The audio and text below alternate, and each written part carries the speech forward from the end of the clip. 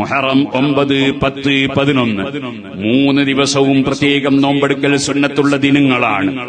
ഇനി ഒരാൾ മുഹറം 10 നിശ്ചയിച്ചത് തിങ്കളാഴ്ചയാണെങ്കിൽ ഞായറാഴ്ച അവർക്കും നോമ്പ് സുന്നത്തുള്ള താസുഅ ആണല്ലോ.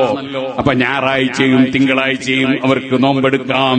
അതിന്റെ കൂടെ ഒരു ചൊവ്വാഴ്ചയും കൂടി എടുത്താൽ നല്ലത്. ഇനിയോ ഒരാൾക്ക് ആശൂറ പറഞ്ഞത്, അവരെ ഖാദി പറഞ്ഞത് അത് ഞായറാഴ്ചയാണെങ്കിൽ അവരെ സംബന്ധിച്ചിടത്തോളം അവർക്ക് താസുഅ നോമ്പ് ശനിയാഴ്ച എടുക്കാം. അതേ സമയത്ത് ആശൂറ നോമ്പ് ഞായറാഴ്ച എടുക്കാം. പിന്നെ പിറ്റേ ദിവസം 11ന്റെ നോമ്പ് പ്രത്യേകം സുന്നത്തുള്ളതുകൊണ്ട് തിങ്കളാഴ്ചയും എടുക്കാം. ഒരു കുഴപ്പവും വരാനില്ല.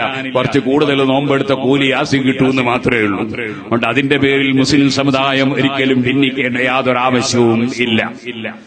നമ്മൾ വേണ്ടത് സൽക്കർമ്മം വർദ്ധിപ്പിക്കാൻ വേണ്ടി ശ്രമിക്കുക.